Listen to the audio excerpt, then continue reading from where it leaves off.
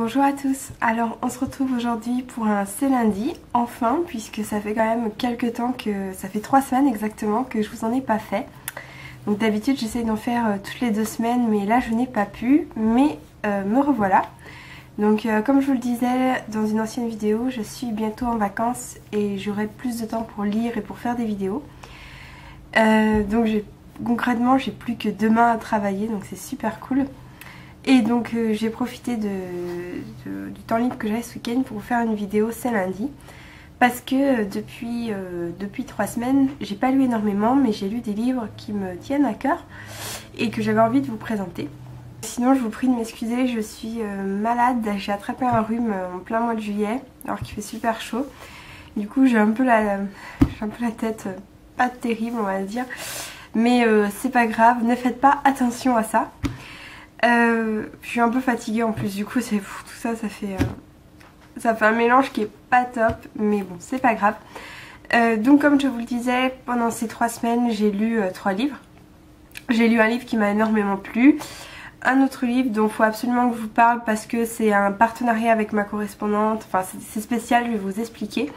Et enfin j'ai commencé un 3e livre qui est aussi lié avec ma correspondante, mais je vais tout vous expliquer.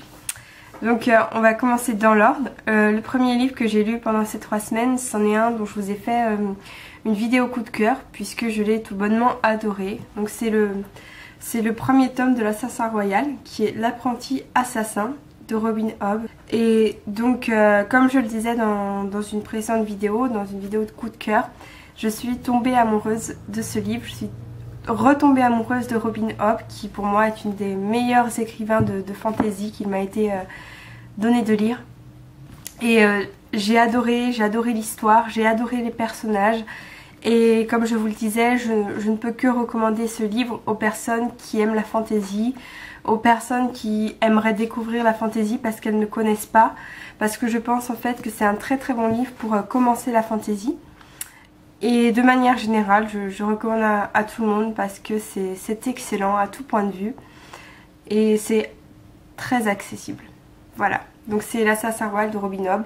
Je ne vais pas en dire plus puisque j'ai déjà fait une vidéo, j'en ai parlé pendant 10 minutes. Donc je pense que on va s'arrêter là. Mais en tout cas, voilà, je vous le conseille de nouveau. L'Assassin Royal de Robin Hobb, l'apprenti assassin qui est le tome 1 de la saga.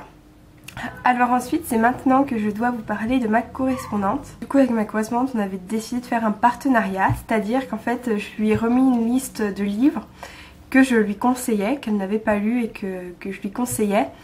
Et elle m'a remis une liste de livres, donc il y avait une dizaine de livres dans chaque liste. Et on a toutes les deux choisi un livre de cette liste sans se dire lequel c'était. Et donc on l'a lu. Et aujourd'hui elle va publier un article sur son blog qui est le Livroscope, donc dont je vous parle très souvent. Et moi je publie cette vidéo pour parler du livre que j'ai lu. Donc on ne sait pas du tout l'une et l'autre ce qu'on a pensé du livre, ni quel livre on va parler. Donc c'est un peu le gros suspense. Alors elle m'avait conseillé plusieurs livres. Je sais pas, bon je vais peut-être vous les dire. Alors je les ai marqués sur un petit cahier. Voilà. Alors elle m'avait conseillé L'arrache-cœur de Boris Vian, L'attrape-cœur de Salinger, Kafka sur le rivage de Murakami, Frankenstein de Mary Shelley, je sais pas prononcer, je suis désolée, Pot-bouille de Zola, Léo de Relevant de Émilie Brontë, je crois qu'elle s'appelle Émilie, bon, Léo de Relevant de Brontë, Le Montespan de Jean Telet, Zarbi les yeux verts de Oates, O-A-T-E-S, je sais pas comment ça se prononce, Le livre sans nom de Anonyme et La mécanique du cœur de Mathias Malzieu, le chanteur de Dionysos il me semble. Voilà, donc j'ai dû choisir un de ces livres. Alors pour tout vous avouer, moi cette liste je l'ai trouvée géniale puisqu'elle m'a donné envie vraiment de tous les lire. Et du coup j'en ai fait une wishlist. Voilà, du coup je pense que je vais tous les lire un jour ou l'autre.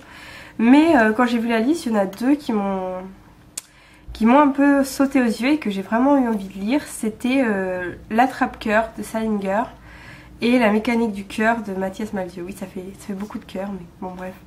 Et donc je suis allée à... Je me suis dit, comme je savais pas vraiment lequel choisir, je me suis dit bah je vais laisser le sort en décider, et je suis allée à ma médiathèque pour voir lesquels étaient disponibles et lesquels ils avaient.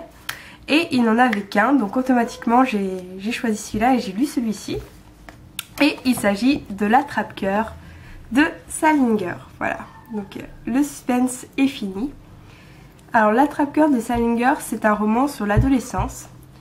C'est un roman qui se passe aux États-Unis dans les années 50. Et c'est l'histoire d'un adolescent un adolescent entre guillemets à problème. C'est-à-dire qu'il n'arrive pas à s'adapter à la société, à s'adapter aux autres.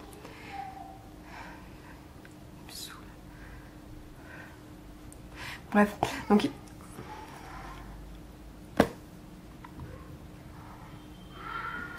Mais en fait, je vous explique. Il joue dans le couloir, quoi. Je sais pas, les parents doivent en avoir marre. Et il les fout dans le couloir. Et c'est chiant, c'est super chiant. Et c'est ça la journée, le soir. J'en peux plus, quoi. Je n'en peux plus. Bref. Donc c'est Salinger. Donc Salinger, c'est l'histoire d'un adolescent qui s'est fait plusieurs fois renvoyer de ses établissements scolaires parce qu'il a de très mauvaises notes, il sèche les cours. Enfin bref, il ne s'en sort pas. Et c'est un adolescent qui est très particulier puisqu'il est très très grand pour son âge. Et il fume énormément, il boit, enfin... Voilà, vous voyez il a des problèmes. Je vous avoue qu'au début, j'ai eu beaucoup de mal. Enfin, au début, je me suis dit... j'étais un peu déroutée puisque c'est une écriture très très familière, voire vulgaire. Et au début, je ne comprenais pas où on voulait en venir. Parce que si vous voulez, dans tout ce roman, donc c'est un roman à la première personne, on sent qu'il est pas bien, qu'il est perturbé, j'ai envie de dire. Et du coup, il va narrer vraiment les choses, les petits détails insignifiants. Il va en faire de gros pavés. Et au contraire, les choses très graves, très lourdes, il va juste les effleurer. Et c'est super intéressant finalement, mais au début ça perturbe parce qu'on s'y attend pas et on ne sait pas trop où il va en venir. Mais finalement, quand j'ai refermé ce livre, j'étais très touchée. J'étais un peu... j'étais pas très bien parce que c'est un roman qui met mal à l'aise.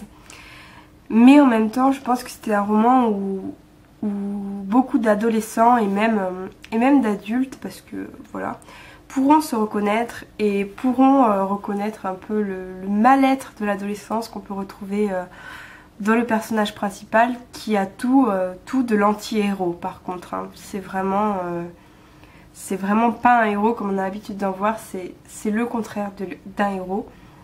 Donc c'est un roman qui est très très intéressant, très très fort.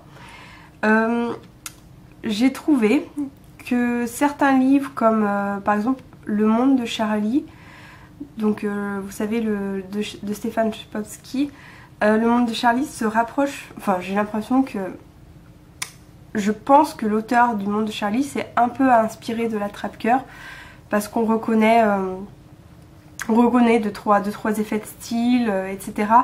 Mais qui sont bien plus forts dans L'Attrape-Cœur. Donc c'est un roman qui peut paraître déroutant, ça il n'y a pas de doute, mais qui est très intéressant, qui nous montre une Amérique très conservatrice, et à côté de ça des gens comme notre jeune homme qui n'arrivent pas à se faire à cette société, à vivre dedans, et qui se sentent marginalisés, on va dire.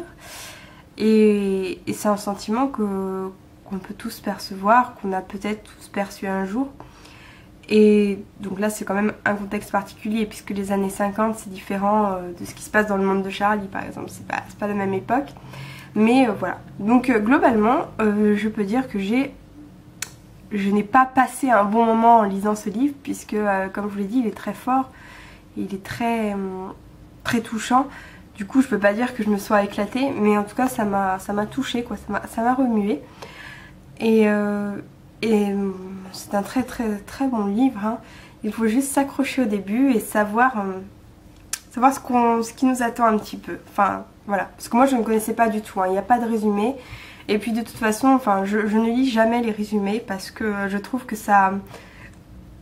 Je ne lis jamais les résumés parce que je trouve que ça nous donne une idée de ce qu'on attend et du coup on attend des choses et enfin ça gâche le plaisir les résumés.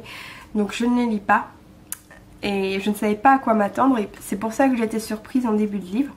Mais finalement je suis très heureuse de l'avoir lu, je ne regrette pas et je pense que Salinger était quelqu'un de vraiment très doué. Voilà. Donc voilà pour la lecture, j'ai hâte de voir quel livre elle a choisi elle. Donc je lui avais fait une petite liste, je lui avais notamment proposé La vie devant soi de Romain Gary, Rien ne s'oppose à la nuit de Delphine de Vigan, je lui avais proposé 2 BD, je lui avais proposé Germinal de Zola, je sais plus, enfin je lui avais proposé pas mal de livres donc c'est vraiment le gros suspense, j'ai vraiment hâte de savoir, voilà. Donc voilà pour mes 2 lectures de ces 3 dernières semaines. Et enfin j'ai commencé tout à l'heure ce matin un livre qui est cette fois un roman historique et que donc m'avait conseillé ma correspondante. Donc j'ai vu qu'il était à la bibliothèque donc j'en ai profité pour l'emprunter. Et j'avais vraiment envie de lire un roman historique en ce moment donc j'ai opté pour Le Montespan de Jean Telet. Voilà. Donc il est réputé pour être un très bon roman historique et qui prend... parce que en fait si vous connaissez Jean Telet, ce qu'on dit souvent c'est qu'il prend énormément de liberté avec l'histoire. C'est un peu ce qui s'est passé dans son roman Charlie IX où beaucoup de gens ont dit que beaucoup de gens étaient déçus parce qu'il a pris énormément de liberté avec l'histoire et donc c'était vraiment dommage. Et donc Le Montespan par contre il est réputé pour être plus strict. Donc je vais l'essayer, donc je peux pas vous en dire beaucoup pour l'instant puisque j'ai vraiment lu que ça, vous voyez. Et comme je ne veux pas lire le résumé, je ne sais pas du coup, je ne sais pas ce qui m'attend. Donc j'ai emprunté à la bibliothèque, c'est une édition un peu pourrie, mais enfin pas pourrie mais bien abîmée, je sais pas si vous voyez. Mais bon, ça fait plaisir de pouvoir emprunter des livres sans les acheter en ce moment, c'est pas mal. Voilà, je vous ai fini mon petit c'est lundi, j'espère que ça va, que ma voix n'est pas trop partie en live et que ma tête n'est pas trop... voilà. En tout cas je suis désolée. Sachez que je suis ravie de toujours avoir vos commentaires et de pouvoir y répondre, c'est vraiment beaucoup de bonheur. Et puis je vous invite à aller voir le blog de ma correspondante, vous savez le Livroscope, je vous mets un petit lien en barre d'infos pour voir quel livre elle a choisi elle. Moi je vais aller voir, je sais pas encore. Je vous retrouve très bientôt pour une nouvelle vidéo et en attendant je vous souhaite une excellente semaine, de très belles lectures et puis je vous dis à très bientôt. Salut!